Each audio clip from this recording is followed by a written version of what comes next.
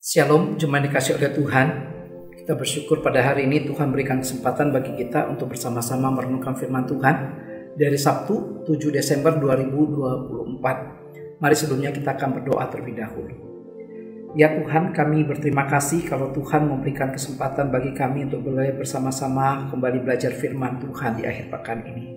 Tuhan kiranya menolong kami dan memampukan kami untuk mengerti bagian firman Tuhan yang akan menjadi perenungan pada hari ini ya Tuhan. Dalam nama Tuhan Yesus kami berdoa. Amin. Saudara, perenungan kita pada hari ini saya berikan tema pengharapan dalam kedatangan yang kedua.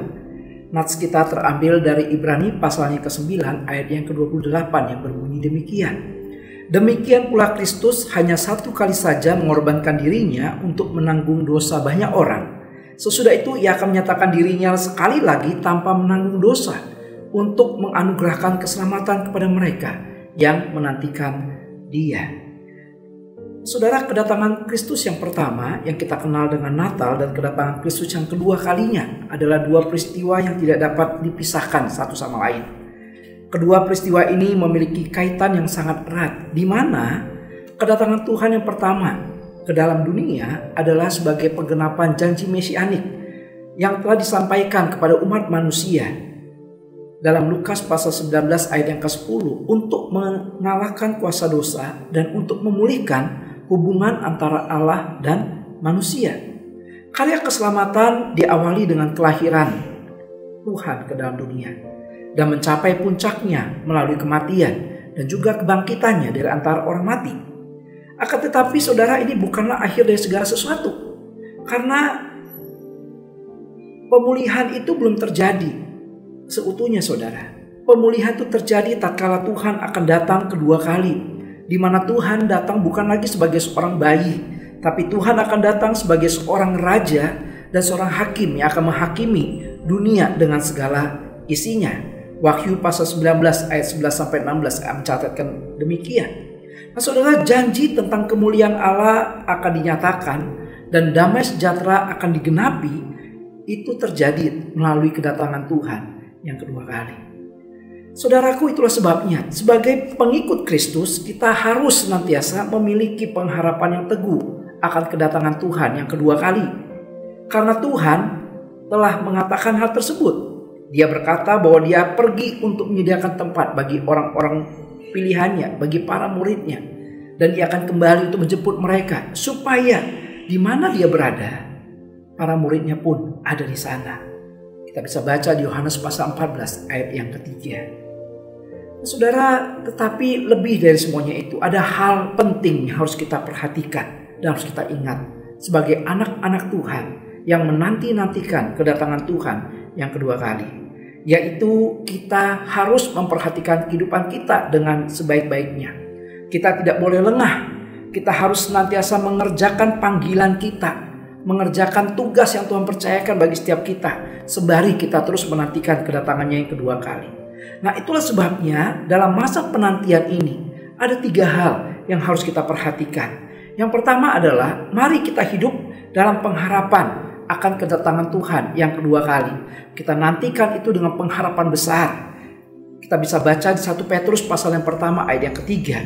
Lalu hal yang kedua adalah mari kita siapkan diri kita dengan sungguh-sungguh untuk menyambut kedatangannya. Matius 24 ayat 44 mencatat demikian saudara. Kita siapkan hati kita, karena setiap waktu Tuhan akan datang dan kita tidak pernah tahu kapan waktunya akan datang. Yang ketiga saudara, mari kita hidup sebagai saksi Kristus yang dipanggil untuk memberitakan tentang Tuhan kepada orang-orang di sekitar kita. Saudara, 3 hal inilah yang harus kita perhatikan. Mari kita bangun pengharapan kita, mari kita siapkan hati untuk menantikan Dia, dan yang ketiga mari kita kerjakan panggilan menjadi saksi Tuhan sembari kita menantikan kedatangannya. Saudara, kiranya Tuhan menolong kita dan Tuhan terus memampukan kita untuk menjalani masa-masa penantian ini saudara, dengan mata yang terus tertuju pada Tuhan. Mari jalani panggilan iman kita dengan kebersadaran total pada Tuhan. Kiranya Tuhan yang menolong kita dan Tuhan yang memampukan setiap kita untuk kita bisa menjalaninya dengan setia dan dengan gentar di hadapan Tuhan. Kiranya Tuhan memberkati dan Tuhan menolong kita. Mari kita sama-sama tundukkan kepala, kita akan menaikkan beberapa pokok doa syafaat. Mohon Tuhan menolong kita dan menyertai kehidupan kita. Mari kita berdoa. Ya Tuhan, kami berterima kasih karena melalui perenungan kami pada hari ini kami diingatkan bahwa Tuhan akan datang kembali untuk menjemput kami dan membawa kami ke tempat di mana Engkau berada, supaya kami hidup di dalam kebahagiaan yang sejati bersama-sama dengan Engkau ya Tuhan. Kiranya Tuhan tolong kami supaya kami sebagai anak-anak Tuhan, kami terus membangun pengharapan kami terus mempersiapkan hati kami untuk menyambut kedatangan-Mu, dan kami terus mengerjakan panggilan kami sebagai saksi-Mu tengah-tengah dunia ini ya Tuhan. Dengan kami terus memberitakan tentang Engkau kepada siapapun yang kami temui dimanapun dan kapanpun ya Tuhan. Tuhan, di Natal ini ya Tuhan, kami berdoa biarlah Tuhan sungguh-sungguh menolong kami kembali memaknai akan kedatangan-Mu yang pertama ya Tuhan, yang menggenapkan janji keselamatan bagi setiap kami ya Tuhan. Tuhan tolong supaya kami senantiasa bersyukur untuk hal ini ya Tuhan. Dan juga Tuhan tolong untuk setiap jemaat-jemaat Tuhan yang akan mengikuti ibadah Natal dalam bulan Desember ini ya Tuhan, baik di pusat, di pos-pos PI, di Indonesia dan di seluruh dunia. Kami berdoa biarlah Tuhan tolong supaya setiap kami, sungguh-sungguh kami mempersiapkan diri kami ya Tuhan. Bukan sekedar larut dalam euforia, kesenangan akan Natal ini ya Tuhan. Tapi kami boleh terus diingatkan bahwa ada pengorbanan besar yang dilakukan oleh Engkau ya Tuhan, yang mengosongkan diri-Mu datang ke dalam dunia, menjadi manusia, mengambil rupa seorang hamba, dan pada akhirnya akan taat sampai mati di atas kayu salib untuk menyelamatkan kami dari seluruh dosa dan pelanggaran kami ya Tuhan. Tuhan, kami juga berdoa untuk orang-orang di sekitar kami ya Tuhan. Tatkala mereka menyaksikan kami sebagai anak-anak Tuhan merayakan Natal, kiranya mereka boleh melihat bahwa ini bukan sekedar perayaan, tapi biarlah Natal ini pun boleh menjadi cerminan ucapan syukur kami yang disaksikan oleh orang-orang di sekitar kami, bahwa kami punya Tuhan yang hidup, Tuhan yang baik, Tuhan yang mengasihi kami.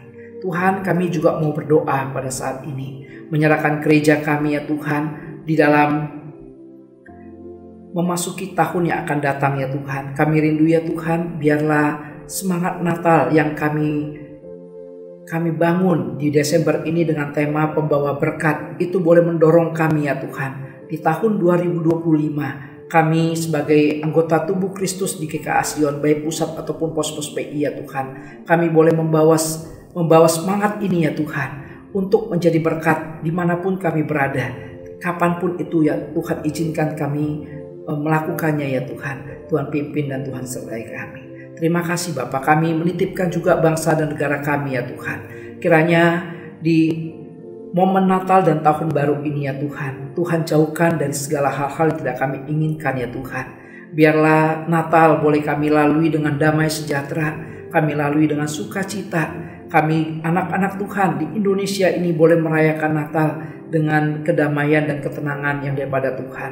Dan kami sebagai warga negara Indonesia pun boleh melalui tahun 2024 dan memasuki tahun 2025 dengan tenang ya Tuhan. Terima kasih Tuhan, kami menitipkan aparat keamanan, Tuhan berkati mereka, Tuhan pimpin mereka ya Tuhan, yang tentunya mereka akan sibuk sekali di akhir tahun ini, dari Natal sampai akhir tahun ya Tuhan. Tuhan akan mampukan mereka. Terima kasih Bapa, kami sekali lagi mau menyerahkan syafaat kami dalam tangan Tuhan. Tuhan menolong, Tuhan memberkati jemaat-jemaat Tuhan yang sakit. Biarlah di momen Natal ini ya Tuhan, sekalipun tubuh fisik mereka lemah, biarlah hati mereka dipenuhi sukacita, karena mereka mengingat akan kasih dan kemurahan Tuhan. Terima kasih Bapa, kami sekali lagi mau menyerahkan untuk doa pagi kami ini dan seluruh syafaat kami dalam tangan Tuhan. Tolong kami, pimpin kami sepanjang hari ini untuk kami boleh menyenangkan dan memuliakan nama Tuhan. Di doa kami Bapa, di dalam nama Tuhan kami Yesus Kristus, kami berdoa dan kami memohonkannya. Amin.